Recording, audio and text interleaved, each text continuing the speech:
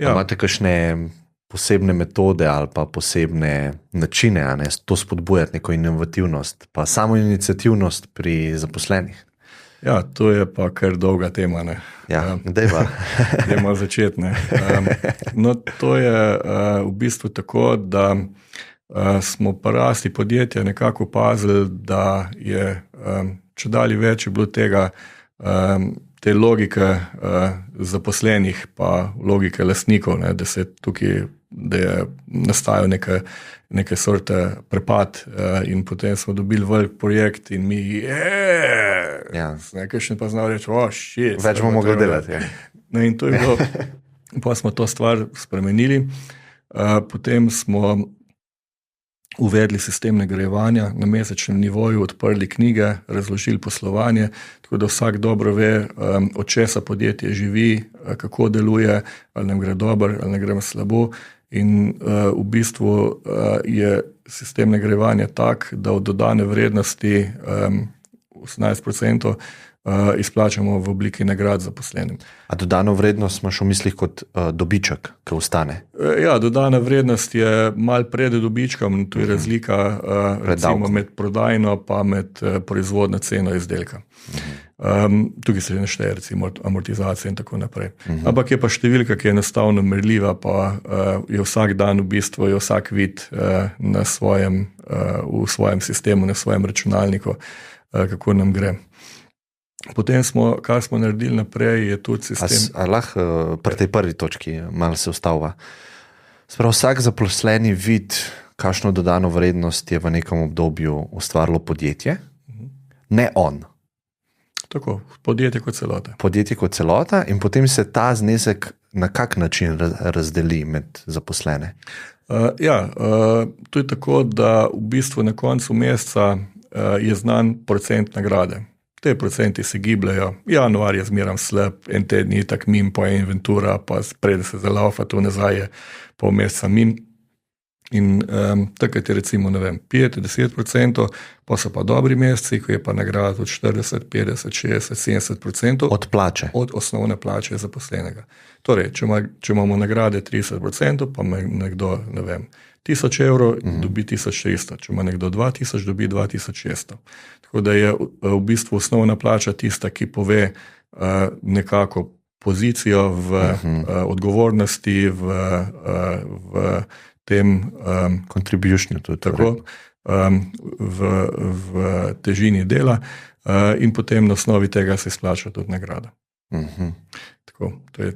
Edini, ta mi ni jasen del, pridemo do nekih procentov, ampak kako te procente definiramo na podlagi te dodane vrednosti, ki je bila ustvarjena?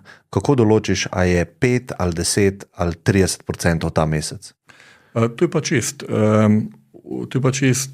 pa čist enostavna formula. Določi se dodana vrednost, od dodane vrednosti se odšteje tiste fiksne stroške, to je prag rentabilnosti in nad tem pragom rentabilnosti je 18% se da za nagrade. To je čisto enostavno. Taka zelo linearna formula. Ok, razumem. In to je v bistvu nekaj, s čimer ti prevabiš zaposlene tudi, ne? Se pravi, rečeš, osnovna plača je taka, ampak imamo še ta sistem. Tako. In takšen je bil izkupiček recimo prejšnja leta, da si znajo predstavljati nekako. Tako, mi izplačamo tam 3-4 plače na leto v obliki nagrad. Pa je v bistvu zaradi tega, so vaše plače nižje, kot bi bile sicer, če ne bi imeli tega sistema? Ali je to nekaj, kar se ti kot lastnik tega podjetja odrečeš temu dodani vrednosti? Ne, v bistvu plače so neke normalne, niso izredno bogate, zaradi tega, ker imamo tudi nagrade, ampak s tem je v bistvu neka taka, ne vem, kako bi rekel tem, gusarska logika. Ne? Če nam gre podjetju dobro, moramo vsi od tega nekaj imeti. Ne? In so bile tudi vprašanja od začetka. Ne? Od začetka smo imeli, letni plan, če dosežemo plan, imamo 13. plačo. Ne? In predstavim nov sistem in prav en vpraša, roko zdigne, Jure, mi smo s 13. plačo zadovoljni. Daj mi razloži, zakaj bi dal 3 plače zraven, če smo z eno že kontenta. Ne? Ja, zaradi tega, ker verjamem, da bomo lahko ustvarili več skupaj. Ne. In dejansko se je to tudi naredilo. Mi smo v času korone smo rasli iz leta v leto. Nismo imeli enega dneva, da bi stali. Zmeraj smo delali, nabavljali smo material, vse posod, resnično se pozna. Mislim, da vsi dihamo s podjetjem, tudi zaradi tega. Ne. Sem, recimo enkrat, ko je bil prvi val, sem zbral nekako tiste v proizvodnji, v razvoju so itak delali od doma, in se neko zdaj takole v doma ne moramo delati, ne, če se počuti kjer, da ni varen, ne, potem lahko ostane doma, to ne bo tukaj malo časa trajal, pa so rekli, Juro, ne vem, o čem govoriš, mi imamo naročila, ne, mi moramo delati, ne, mi moramo dobavljati, ne, mislim, uri so pa začeli prepričevati, da dejansko ne moramo ustaviti, pa ne moramo nehati dobavljati in smo dobavljali. In tudi v tujini, kjer je podoben sistem, mi imamo zdaj 18 podjetij v tujini, tukaj nas je 170, vse skupaj nas je 450, tako da večina prodaje, suporta je v tujini, kjer imamo pa tudi podobne sisteme, so tudi delali, ne, niso se ustavili, ne, so v bistvu na parkiriščih, v restauracijah, kjer so bile odprte, pri strankah doma, kjer so bili zaprti, so imeli sestanke v projektih in tako naprej. In tu je nekako resnično lepo videti, da ustvariš sistem, ki je nekako trajen, ne, kjer nimaš tistega prepada med menedžmentom, lastniki in pa potem tipično rečemo tem delavci, ne, mi nimamo delavce, imamo sodelavce. In tu je tista stvar, kar se je v tem času, ker vsak sistem je dober, dokler ni krize, ne, zdaj je bila kriza, ne, in se mi zdi, da je tu tista stvar, kar je pa resnično mi toplo pri srcu, da smo ustvarili nekaj, kar je trajno. Ni pa to vse, ne. Potem te nagrade, ki jih zaposleni sodelavci pač pridobijo na mesečnem nivoju, lahko 2-krat na leto pretvorijo v delež v podjetju. To pomeni, da imamo nek sistem solastništva, kjer ustanovitelji prodajamo svoj delež po vrednosti kapitala. Vrednost kapitala je v podjetju najnižja možna vrednost, to je res tista vrednost, koliko je denarja na bank, pa koliko je osnovnih sredstev, pa koliko je zalog materijala, pa neplačenih faktur. Pa, ja. In za takšno vrednost lahko sodelavci kupijo delež.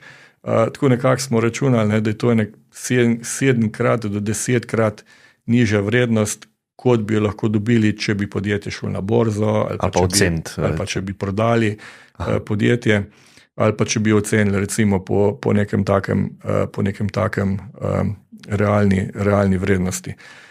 In to je spet ena taka stvar, ki doda k tej zavesti, da ko zjutraj prideš na službo, da imaš občutek, da je to del tebe, da je to tvoje. Ne.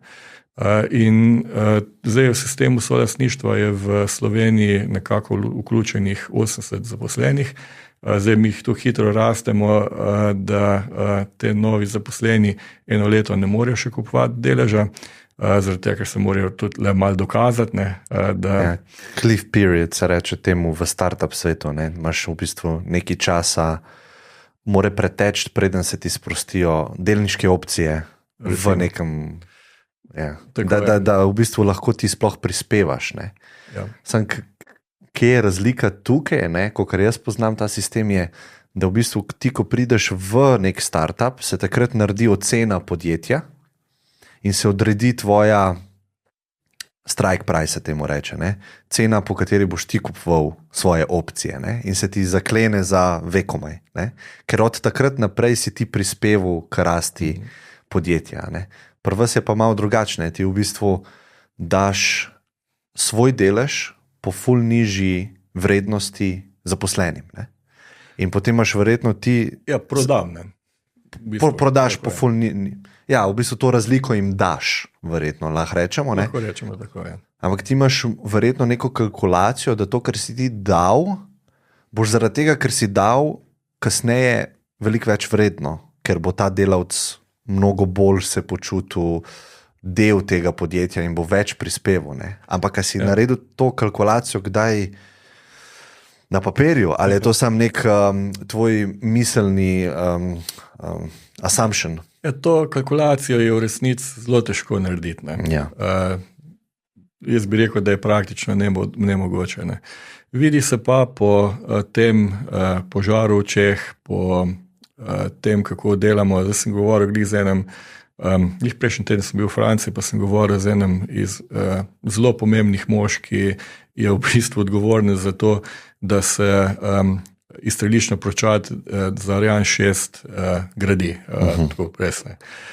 Top guy, ne. In je rekel, za vsakem, kar govorim o DV-softi, vsak je tis, he or she goes the extra mile, ne. Res naredi nekaj več, ne, zato, da razume problem, da se poskuša rešiti, ne. In rekel, ko ste vi to naredili, da mi razloži, kako, ne.